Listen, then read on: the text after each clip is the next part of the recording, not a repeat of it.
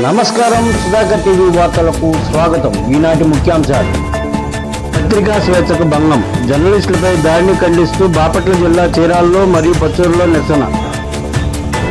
కాణిపాక ఆలయ సమీపంలో తుఫాను, వర్షాలు. యంగెస్ట్ వరల్డ్ చెస్ ఛాంపియన్ గా విజయం సాధించిన గుకేష్.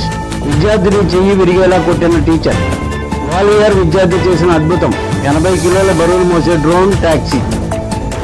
జర్నలిస్టులపై జరుగుతున్న దాడులను ప్రింట్ అండ్ ఎలక్ట్రానిక్ మీడియా పాత్రికేయులు తీవ్రంగా ఖండించారు. హైదరాబాద్లో రిపోర్టర్ రంజిత్ పై మంచు మోహన్ బాబు చేసిన దాడికి నిరసనగా బాపట్ల జిల్లా చీరాల మరియు పచ్చూరులో పలుచోట్ల నిరసన ర్యాలీలు నిర్వహించారు. ఈ దాడిని ఖండిస్తూ వారిని అరెస్ట్ చేయాలని పలుచోట్ల విజ్ఞాపన పత్రాలు అందించారు.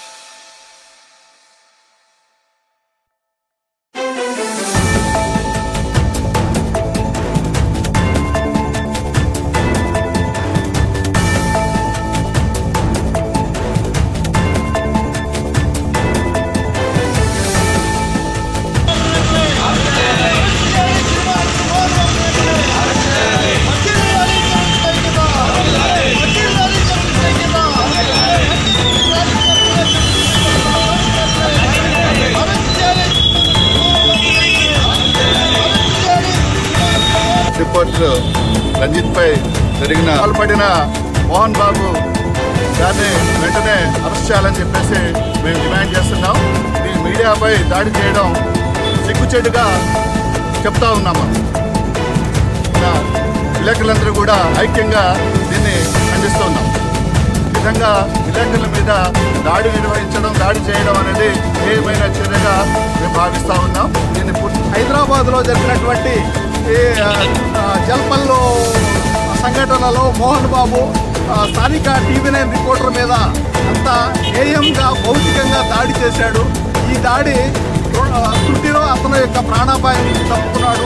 అతను ప్రస్తుతం యశోదా సూపర్ స్పెషాలిటీ హాస్పిటల్లో ప్లాస్టిక్ సర్జరీ చేసుకొని కనీసం 3 నెలలు బెడ్ మీద ఉండేటువంటి పరిస్థితి ఉంది. ఈ 3 నెలలు వాళ్ళ యొక్క కుటుంబం యొక్క స్థితిగతుల్ని ఎవరు చూసుకోవాలి, ఎవరు పట్టించుకోవాలి, తిరిగి మా మీదే భౌతిక దాడులు చేయడం అనేటువంటి చాలా సిగ్గుచేటు. దీన్ని ఖచ్చితంగా అందరం దేశంలో ఉన్నట్టు యావత్ జర్నలిస్టు సంఘాలన్నీ కూడా దీన్ని తీవ్రంగా ఖండిస్తాం. పొలాన్ని ఒక విత్తనాన్ని మొక్కగా తీసుకురావడానికి ఎంత శ్రమపడి, ఎంతో కష్టపడి శ్రమను వచ్చి మొక్కని మొలకెత్తడానికి శ్రమిస్తాడో, అలాగే ప్రింట్ మీడియా కానీ ఎలక్ట్రానిక్ మీడియా కానీ ఈ సమాచారాన్ని సేకరించి ఈ ప్రజాస్వామ్యంలో 10 మంది పంచడానికి తన శ్రమని, తమ కష్టాన్ని సేకరించి ఈ వార్తలు అందరికీ తెలియపరచడానికి చాలా కష్టపడతారు. అలాంటి విలేకరుల మీద, అలాంటి ఎలక్ట్రానిక్ మీడియా దాడిని ఖండిస్తూ మోహన్ బాబుని, సిరియాకర్ మోహన్ బాబుని వెంటనే అరెస్ట్ చేయవలసిందిగా ఈ అంబేద్కర్ సేవా సంస్థ తరఫున మేము తీవ్రంగా ఇస్తున్నాము. చిత్తూరు జిల్లా కాణిపాక ఆలయ పరిసర ప్రాంతాల్లో తుఫాను కారణంగా గురువారం ఉదయం నుండి కురుస్తున్న ఎడతెరపులేని వర్షాలతో గుడి ప్రాంతం ఖాళీగా కనిపించింది. వాతావరణ మార్పులతో పచ్చని చెట్లు మరియు సుందరమైన వాతావరణం నెలకొని ఉందని.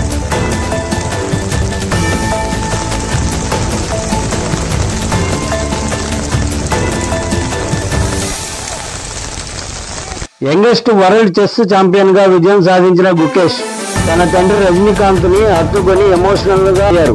నా 10 ఏళ్ల కల నెరవేరిందని, ఇది నా జీవితంలో అత్యుత్తమ క్షణమని ఆయన పేర్కొన్నారు. గుకేష్ కుటుంబం తూర్పుగోదావరి జిల్లాకు చెందింది. సీఎం చంద్రబాబు మరియు మంత్రి లోకేష్ గుకేష్ కు అభినందనలు తెలిపారు.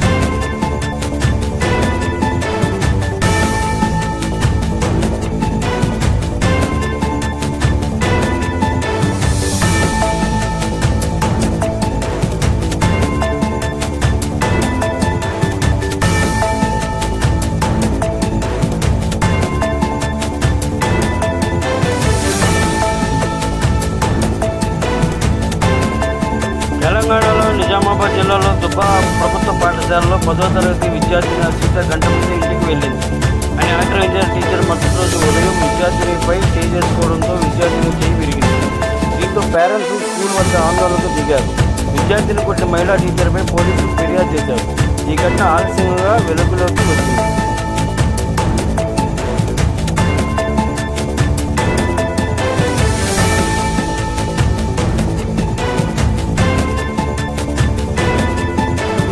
గ్వాలియర్లో మధ్యప్రదేశ్కి చెందిన 12వ తరగతి విద్యార్థి మేఘాంశ్ త్రివేది 5 సంవత్సరాల శ్రమతో ఒక బుల్లెట్ డ్రోన్ని తయారు చేశాడు.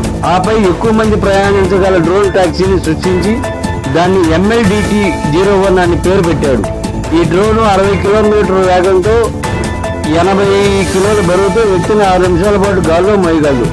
ఈ ప్రాజెక్టు కోసం అతను 3 నెలల పాటు కష్టపడి 3.5 లక్షల వ్యయంతో ఈ డ్రోన్ అభివృద్ధి చేశాడు.